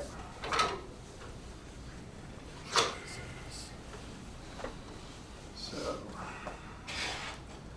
I got this little guy. Normally it doesn't go up to anywhere, but it's really dark. That's just Kydex from the upper end of another scope. And there it is. So now that it's set up, I can actually, I usually use a Howie Glatter laser and do some Barlow collimation on them. Both the truss scopes, and it's pretty quick and really accurate. So, Your spot for Telrad? not a Telrad, but a little Teleview quick point, a little red dot, actually fits right here. And telescope's long enough, I can generally aim from the back and get pretty close. So here are the stats. I won't read them all for you, but you can kind of run down them. So it is a 13.1-inch mirror. Actually tested this was 4.39. They were made to be 4.5, but it was a Coulter mirror. It was somewhere in there. So focal length, you know, all the numbers we all can pretty much calculate with several online things. So the tailgate itself in the mirror cell is an 18-point flotation cell. Overkill, most people would do 9, except for this mirror is anywhere between 0.9 inches and 1.25 inches in thickness, and it's not flat on the back. So I figure with 18 points, that thin of a piece of glass, this will balance it out a little more and give it some ability to work a little better. Plus, it makes all the triangles a little bit smaller, so the airflow around the mirror works a little better. And later on, I actually set this up a little too close, but we'll people can take a look at that the business end a little bit later. So the spider itself came from Protostar. Anybody heard of Protostar? FBI? Yeah. Nice guy. If you actually go to his website and look at his catalog, the 13-inch secondary cage and my 20-inch secondary cage are the advertisements for his 4-beam spider. So that's that. What's neat about these, his spiders, is that the secondary holder is actually mounted on a polycarbonate shaft, and it bends. And that's such that you pull the entire thing tight on the adjusting screws, and there's a little what they call the pressure plate here. And once you set it, it stays locked. I can ride around in the truck with that thing for days, set the telescope up, and that's the mirror I don't have to touch. Works pretty good. So JMI, I went with a focuser. Now, you know, in order to make something like this ultra compact, you want to limit the weight up top as much as you possibly can. And so that's eliminate one of the rings, eliminate all the stuff in between, go with really light bracketing for your spider, and then you want to go with a really, really light spider that's strong. The RCF focusers from JMI are pretty cool. They have one drive block that is that holds the entire draw tube. There's nothing on the other side up here. And they'll take hand grenades and anything else really with no trouble. So it's a nice focus. They're single speed, but really, really smooth. So the Teleview red dot and moonlight stuff. The only thing, I did buy some stuff from Obsession. They put these altitude bearings, these cast ones, on their 12.5-inch classic Dobbs. Worked perfect for this project because I didn't want anything in here. The second you close that bearing off, now you've got to pop the poles on the outside, and you could have to, in some cases, make the mirror box bigger since you want to move the poles to the inside, and that, of course, changes how structurally sound it is. It's all about making that mirror box compact and making the upper end light. And those two things make a very, very smooth and strong telescope. Kevin, you mentioned cutting out a ring. What do you mean by that? I'll show you. You got some pictures coming. Classic, ebony star with virgin Teflon, 15 pounds per square inch. So you get that motion that we like to have.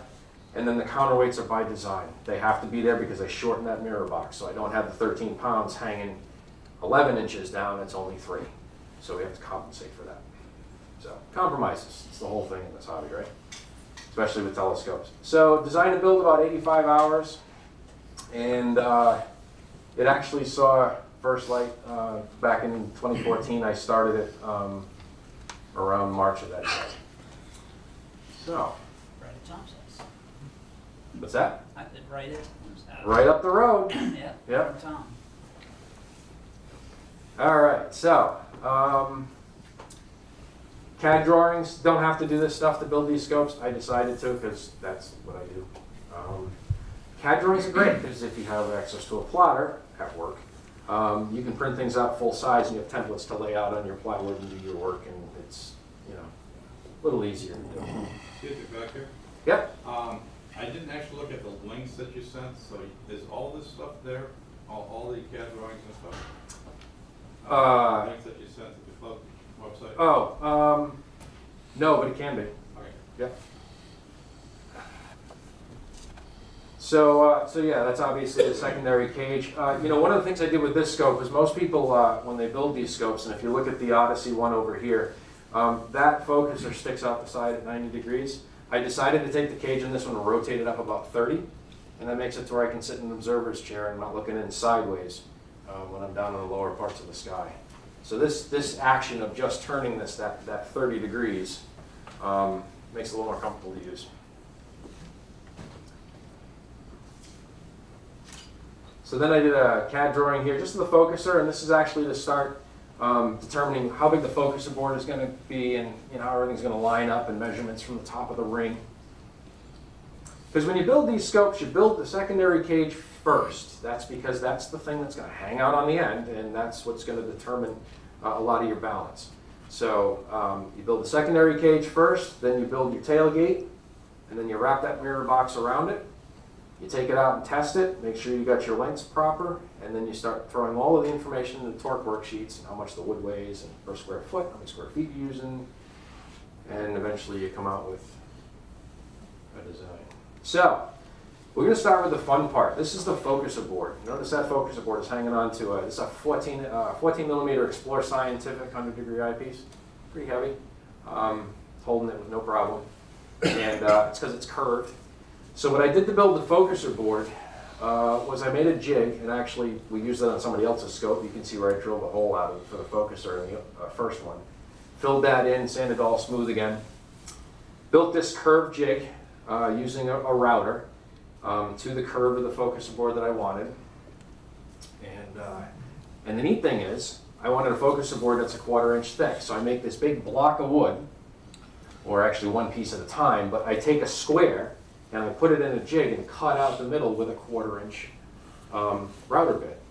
And that way when you clamp everything together, what comes out is 1/4 inch thick with the right radius on each side. So what I did was I took 9 or 11 plies of maple veneer from a hardwood store, and I laid them down on that curved jig and put wood glue over the first one, and then I put down the second one with the grain crossed the other way. I made a piece of plywood out of it, and then clamped it together for a week.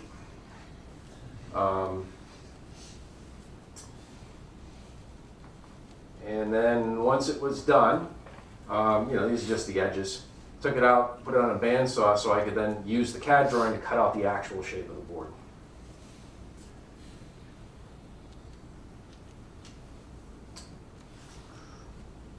There it is. So that's what we end up with, and it's very rigid, very strong. And then now what we're going to do is I laid out the sheet of plywood so that I can start cutting out this upper ring. I have the spider on there that I pulled out of the first version of the scope, and then the blocks from Moonlight.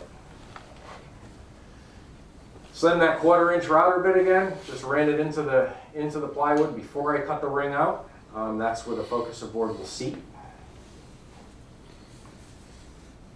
And there I am with a simple circle jig, starting to cut out the circles. If anybody wants to do this themselves and hasn't done woodworking with a router before to cut circles, when you're cutting a ring like this, you got to cut out the outside first. Because if you cut out the inside, you're done. You don't have anything to, yeah. Quick question about it. Yeah. Can you see the slides okay? Yeah, how's the light back I there? know you want to see the telescope in the slides. Everybody's okay? We can leave the lights as they are? Okay. Thank you. And stop me at any time, because I just want to. Speaking of Tom Whitney, yeah, so this is my friend Tom, longtime president of the Amherst Club. Came by one day. He likes to visit when I'm working on telescope projects and other things, so I put him to work.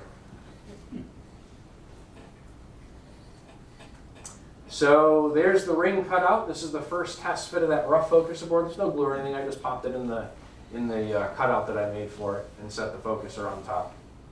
That's a really neat part of the process, and for those of you that build telescopes know this.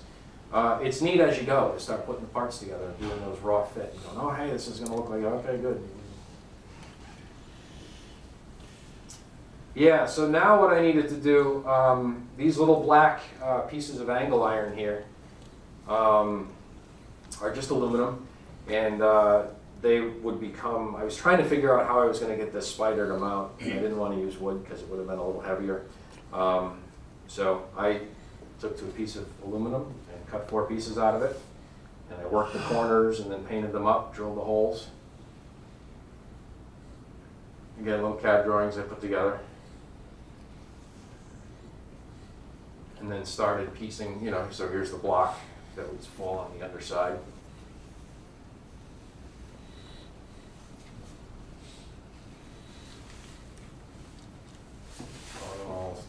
It's kind of like watching paint dry sometimes. All right, so here we are. Here's the rough ring is done. I've got the holes drilled in the drill press. I've got all the hardware, the Moonlight pieces, so it's time to start doing test fits for all the parts. You know, this was interesting because this was, you know, the first part, you'd get to this point and go, all right, well, it's real. It's going to work now. These pieces are going together the way I hoped they would. And then we get to the fun part of starting to play around with, you know, how everything's going to line up, where things are going to fall.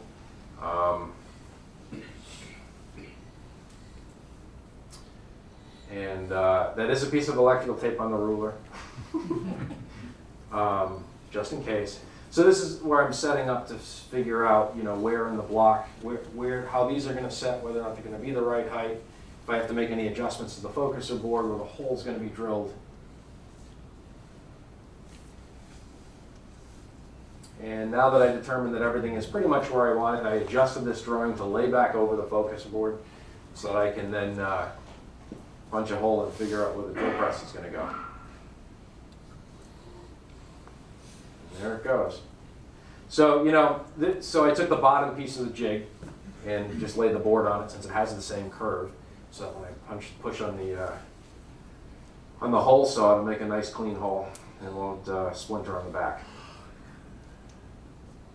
And clamps don't like being used that way. It works, but for a quick thing. So here we go. You know, I haven't put a round over on this yet. You know, this is all a rough assembly. Make sure everything lines up the way I need it to. And that was pretty cool. I kind of rough-sided everything, then I went down the end of the table and I right down level with it, and I saw a circle inside a circle, so I knew I was close. And anything else could be done with adjustments to the components of the scope.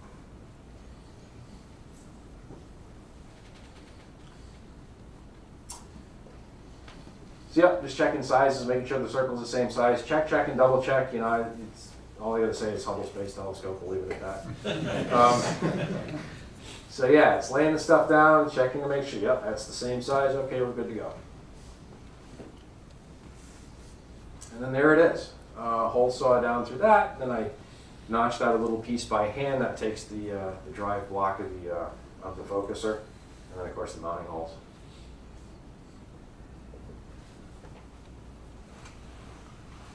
And there's the rough assembly. Well done and happy. You know, people ask me, they say, well, your focuser board doesn't have any support on the bottom. It's curved, and it's very difficult, and there is some movement, but it's very difficult to take something and move it, bend it in two directions. So once you've got the curve on the board, unless you really wail on this thing, there's very little movement to it, and it doesn't jiggle. Attach the board to the ring? So there's a hole in the ring. You know, I took a router and made a slot in the ring, and it's just as wide as the focuser board. So I wet the end of the focuser board, threw some glue in the hole, and stuffed it in. And then there's actually 2 screws here on the inside that I then drove through with a pilot just to make sure, but probably didn't need them. Nice. And then it's time to do the part I really don't like. I like it because it comes out pretty, and I have this little OCD thing about it, but there's 5 coats of poly on this. So for every piece, it's a light sand, it's sanding sealer, wait for that to dry, coat of poly, let it dry, hit it with steel wool, tack cloth it, 5 coats worth. But they hold up pretty well out in the frost. So long process. All right, then, you know, take the other parts out in the backyard, spray paint them. All the hardware also gets painted. Oh, that's the middle of the ring. That's what came out of this. What did you use to paint it? Just you know, for the metal parts, just a flat black Rust-Oleum type stuff, and then The metal. What do you use? just a light sand with a steel wool, and then clean it with spirits, and off it goes. And there are all the parts ready to go. I don't know why I did the inside of the ring black. It's just the inside of the telescope. You know, it was like, you don't have to do that, but it's the inside of the scope, so it's black. Now, so I went from that to that. And I like that one better. I sent that picture to my brother. Now, my brother and father and I had done the 13-inch scope, which was a great project, and then we built the 20-inch, which I'm glad we did. I mean, it was awesome. You know, 3 of us had gone our own ways after we got off to college, and my brother doing his business and all that stuff, and then all of a sudden we came back together and worked on those 2 projects. Ben, if you have the opportunity to do that in your life, do it. I highly recommend it. Poor kids getting singled out. So I sent this picture to my brother because he didn't work with this telescope at all with me. And I sent this picture to my brother, and he just replied and said, I feel so unwanted. But it was good because it means the 3 years worth of work we had done on the scope and a couple other things. I learned and listened, so which was a great thing for him. So once that cage is built, now you can start playing around with the numbers. I'm not even going to go through the detail of this thing. But this is where we start putting in all the data. How much does the cage weigh? Teflon sizes. How many of you guys realize that when you're building a telescope with ebony star and Teflon, that the Teflon pads have to be a specific size for weight? Big thing. You go to these places, you buy, like, who does it? Scope Stuff does it. You used to buy ebony star from him, and he'd send you this strip of ebony star that you ordered. And with it would be these pads cut to some arbitrary size and countersunk. Ebony Star and virgin Teflon only work at 15 psi. That's what gives you the no stick and the buttery smooth movement. And so weight of the telescope, you have to calculate that. Everybody knows Ebony Star is gone, right? Unless you have some pieces.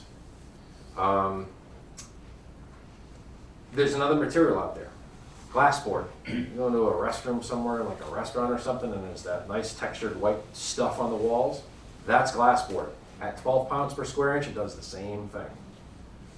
The altitude azimuth bearing my 20 inches glass board works perfect. For those of you that might want to build a scope. So we start throwing all weights in, and this one's a little less complicated than I normally use, but I have to weigh the wood by square foot, because that plays when you build a mirror box. That's going to play into all your numbers, how deep it needs to be, where you need to cut it, things you're going to do with it. And eventually you come out with numbers.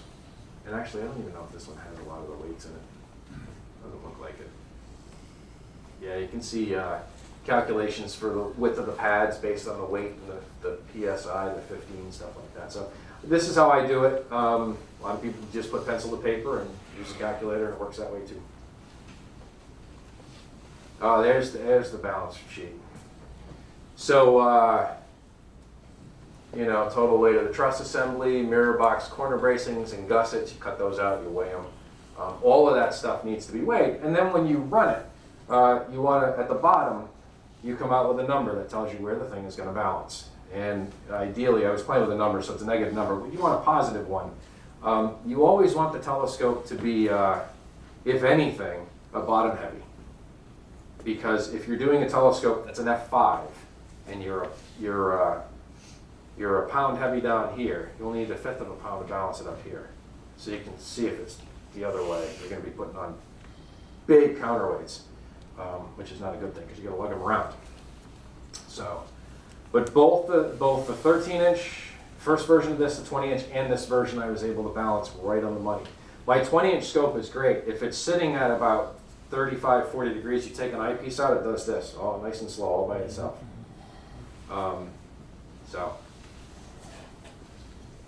Anyway, we'll just run through these pretty quick. Just a CAD drawing.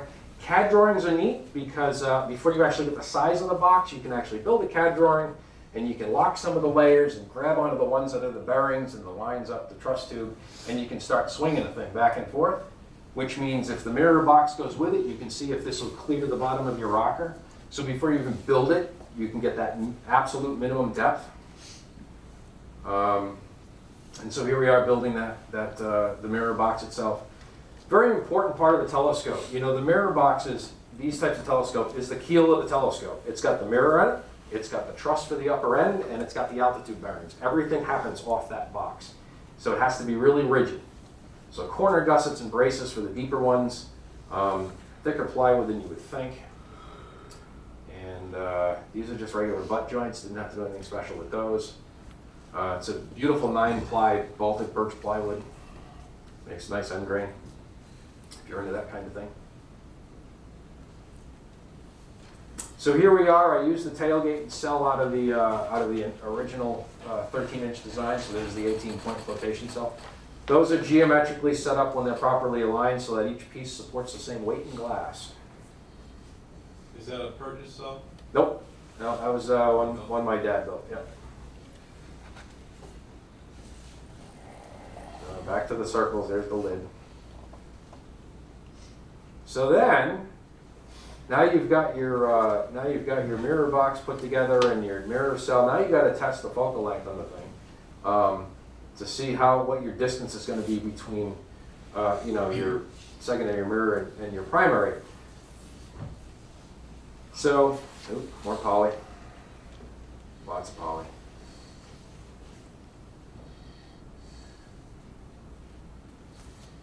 Black paint. I take too many pictures. Almost as well, actually it's prettier than that coffee table.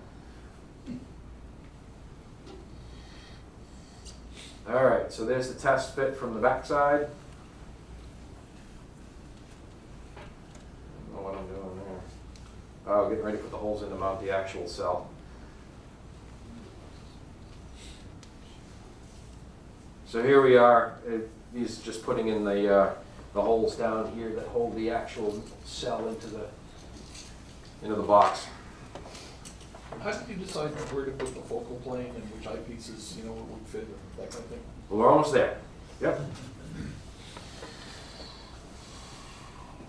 So, probably could have left a few of these out. And it's really, the further you go and finish parts, the more you're like, please don't screw up, please don't screw up. Make sure that clamp's tight. So there's the mirror in there for the first time. So this is a cell, from the design of the Dobsonian telescope book. The neat thing about these cells is they're open air, they have great adjustment to them, and they're designed for the mirrors to never come out. My 20-inch mirror gets cleaned in the telescope, never comes out. The thing weighs 50 pounds anyway, so I don't want to try and pull it out. So then what you do is you go freak out all the public, right? So you go off to a place, this is at the Quabbin Reservoir, out in central Mass, and you can see in the background, yeah, you see this little knob right here? The background, way off in the distance there is Mount Monadnock, and that's what I was looking at. And this is what we use to, this is how we figure out what the distances are going to be for all of the components. Now normally building the bigger telescopes, like the ones with the deeper mirror boxes or the 20-inch, normally we'd go out and get this measurement, and then based upon where we think the weight is, we would then build that mirror box too big, 2 inches too deep. And then when you get more parts built, you go home, you run the torque worksheets, and then you determine how much of the blocks you're going to cut off that you put 30 hours of work into.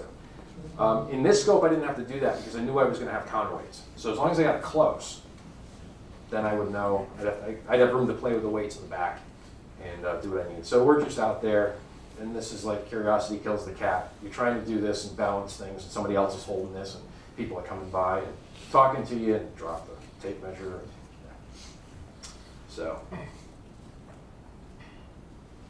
And then what I'm doing with this is I'm also using the eyepiece that I'll use most. 14 millimeter for this scope's a sweet spot. So, so I rack into about mid-focus, throw the eyepiece in it, and that's the thing I use to check the focal length and get that measurement and go from there. So this here is just getting ready to drill the holes, the mounting holes in the sides of these cast aluminum bearings. If I can have the company that does the bearings for Krieg at Obsession, I'm having him check to see if I can have 20-inch ones made like that and test the strength on them, because I'd like to do this with the big scope.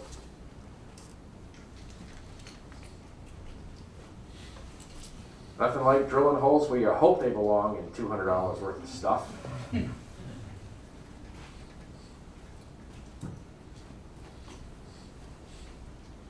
then, the sides of these things got pretty complex now, because now that I'm in such a compact space, I needed to make sure that all the hardware was going to fit, nothing was going to touch the mirror and so forth. Those blocks I did just the frames of, you can see the tailgate is here, and then the mirror is that rectangle in the middle. Just making sure everything has clearance inside the box, because it's a pretty tight space now. And there I am, drilling more holes into the wood that's already finished. So, kind of going to roll through these a little quick. Just testing angles on things and seeing how stuff is going to fall, making sure I can get this thing to rotate enough without taking out the bearing.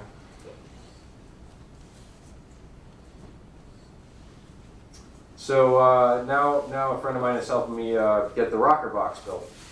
And this is where I said this is what's fun with CAD, is I pretty much locked the green layer and joined the yellow and the blue layer together, and then put a rotation point right in the center of the bearing, and then I can grab the top of this in the program and just start swinging it back and forth and see if this end of the mirror box clears the rocker inside. Great use of that, because then I can just change the dimensions right on here. I actually had a piece where the counterweights were in place to see if those would hit through the swing. Just really cool. It's easy to do. You can do this stuff in free CAD programs with about an hour's worth of learning. You learn them. What's that? Where do the counterweights go? Counterweights are actually in the back of the mirror box back here. So they're on the other side of the scope. They balance out this end. And what does it pivot on? Pivots on bearings. They'll come up in another picture in a second. So these guys here, when you can see the scope after and everybody come out and take a look at it, are the aluminum side bearings. So this is cutting out more jigs. So here's the side of, you build jigs for jigs to cut out jigs and other circles and things. But here's the side of the rocker box. I got a piece of blank wood sitting in here I can run off of. And then I determine where in that section, based on the radius that I want to cut out for the altitude bearings on the side, where I need to mount the circle jig on the router to cut out the arc properly.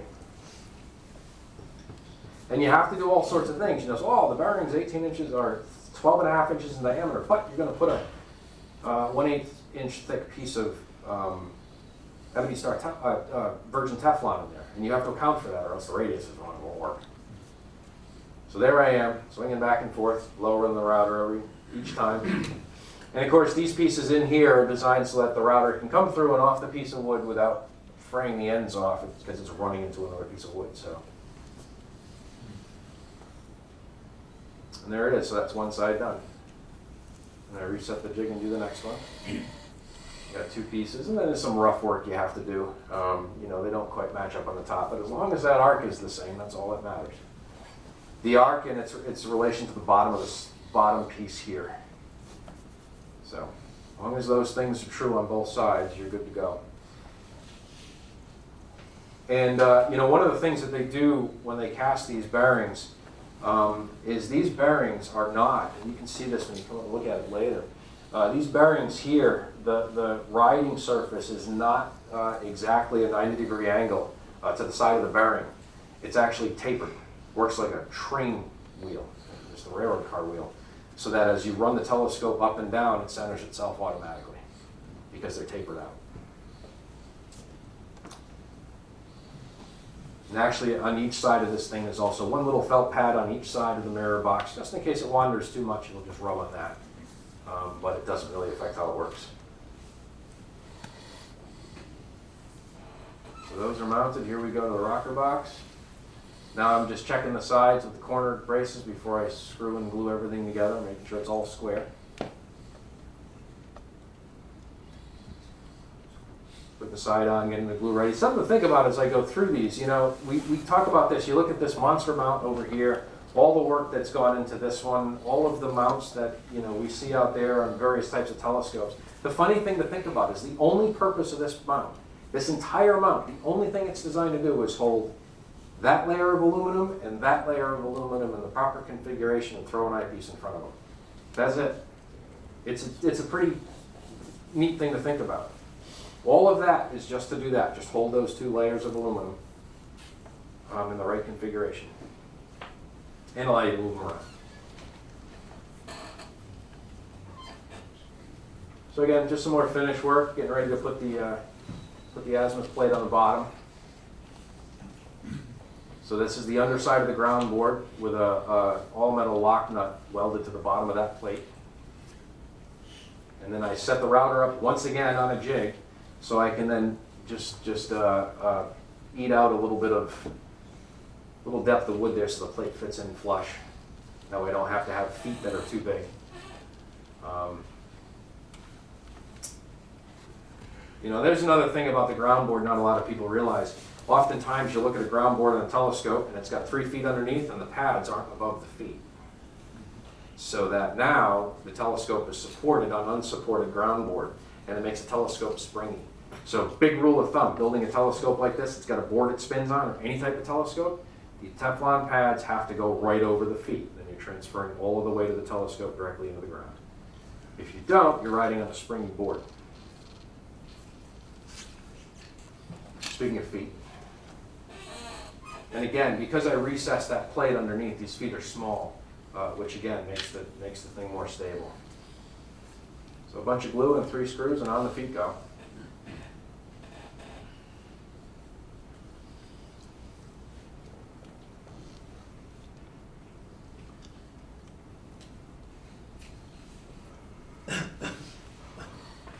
All right. There's only one thing that holds countertop Formica onto aluminum. The But if anybody's used Gorilla Glue, it expands. So yeah, we had to get the Gorilla Glue in the bearing, around the bearing real quick, and put on the ebony star Formica, and then you clamp the snot out of it really fast. And then when you think you have enough clamps, you squeeze in some more. And you borrow them from the guy upstairs and from your neighbor who has the awesome cats, so I don't mind going to visit. I don't know what I'm gonna do here. This is setting up the poles. This was a jig to drill all the holes to put the ends into the poles, the little ball for the ball and socket joints. And again, it's just a way to hold it steady and make sure they all go in the same place. And then of course the screws I got, you couldn't get the right length, so I had to get a Dremel out and cut the screws down to the length I needed. And there they are.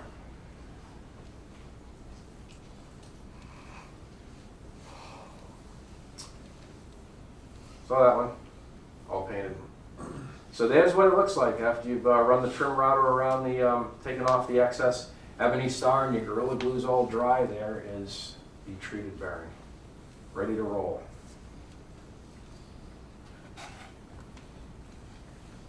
Mirror box is done, pulling the masking tape off of the rocker box.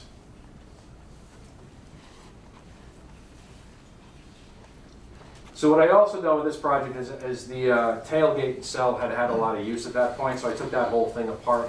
I replaced these with PVC, I think. I have to look. Maybe I put them back. I don't know. They're the bumpers for the mirror, so they don't fall out. New Kydex ring, painted the tailgate again. Getting ready to put all that back together. To tell you a story, real quick story, these tailgates are great. There was a gentleman who had a 20-inch obsession. He was out in New Mexico and they ran into a windstorm.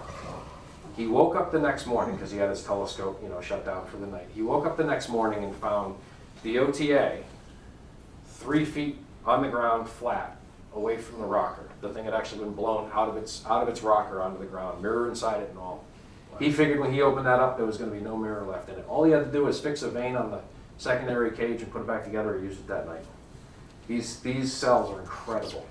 I've actually heard the 20-inch in the back of my truck driving up to Aruna Hill going as easy as I can. I've heard the mirror jump in the cell and slam back down on the flotation pads, and no troubles. So there's all the parts. She's ready to go together, finally. So this is me just putting the, so the wood ones to go back in. Just putting the sling in. And then this is doing final thing is I'm using Formica glue to put the ebony star ring on the bottom of the mirror, bottom of the rocker box. If anybody's ever done anything like this, these are from Venetian blinds. So you just buy a stack of those things at Walmart for 99 cents, and you just lay all your glue, let it get dry out so it's not tacky, and then you just pull a strip and roll it, pull the next strip and roll it, keep going all the way around. Works wicked good. Thing doesn't move once you do it. Learned that from my brother. Learned a lot from my brother. Oh yeah, gloves when you cut these things. Very important. So, final pictures here of getting everything right. This is it's like where do we put the pads? How do we make sure the bearings are all right? How do we make sure it's level? And mainly get the truss so that it's actually vertical. What I'm doing now is adjusting the lower pole seats at the right angle so the thing is actually straight when it's done. And shims behind these because the truss actually tilts in just a little bit on its way from the box up to the cage. And there I am, I've got the mirror box set at a certain angle, 90 degrees set here with the way the bearing's been put on, and then this allows me to start adjusting these angles to get them right. And determine where I'm going to mount the pads.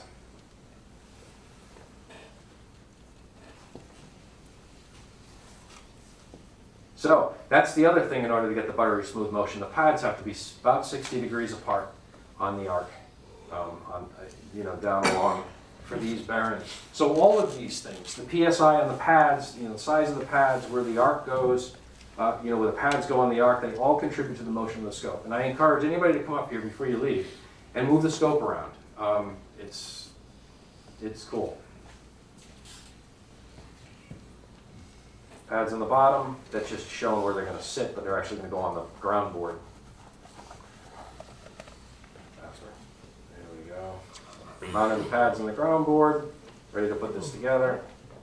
See the pad sitting right over the foot? So here's the foot, ground board, and pad. You don't want the pad out here. And shims. Oh, last couple of things here. Adding the counterweights. Counterweights are important for this scope because of its tiny design. And there are the lead blocks. I've covered them up so I can at least not eat the lead. I think they're 5 pounds a piece. Clean the mirror up. And then we went out to first light, which was great. Minus the fact that I had no light shroud that night, so. But it is what it is. Mirror hasn't been cleaned since. I don't believe in cleaning mirrors unless you absolutely have to. The 20-inch will have to be done this year. It's 10 years old this year, and I have a whole 4-page thing from Buena Vista, Colorado, from Galaxy Optics on how to clean it. So, which is frightening, but we'll get there. So, that's it from me. Questions are good.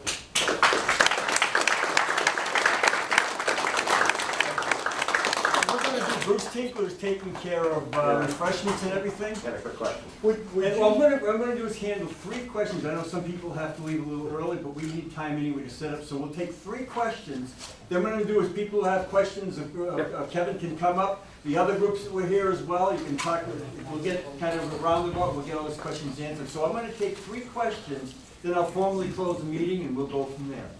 Okay, go ahead. Your call. How did you, would you say again what the bearings are made of? Are those aluminum? Yeah, they're cast aluminum. Yep. And then who did them? How did you? Obsession Telescopes builds the big truss tubes for commercial stuff. He makes them for his scopes and sells them on his website. Has a small company that does them for him that he's talking to for the big one. Like ball and socket Yep. truss. Did you measure them, or is it standard size? They're standard size. They'll make them for a 1.25 inch and 1 inch, 1.25 inch, and 2 inch tubes. Those 3 sizes are generally the ones that folks will use for telescopes like this. And the length? Length is mine. That's pretty much the tubes I bought and determined, as building the scope. Yep. Did you actually ray trace this?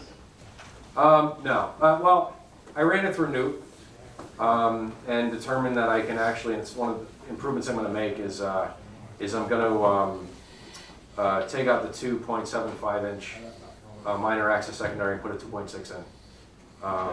Just get a little, actually, the original came at 3.1. yeah, big. And I don't know if that one's a 3.1. We should look at it. That's the original, the 3.1. Yeah. I got that exact monster. Oh yeah, so it's 3, yeah. It's down to the rings. I get the same rings. I don't know. It just goes to show you the 20 inch. My 20 inch is an F5 and that's a 3.1. Yeah. Okay. So yeah, so I'm going to actually take it down a little more. Play around with it. So that's 3. Okay. First of all, I want you all, thank you for coming tonight. Have a safe trip back. Also, happy Easter, happy Passover, and we'll meet again in a month. Thank you very much. Meeting is closed.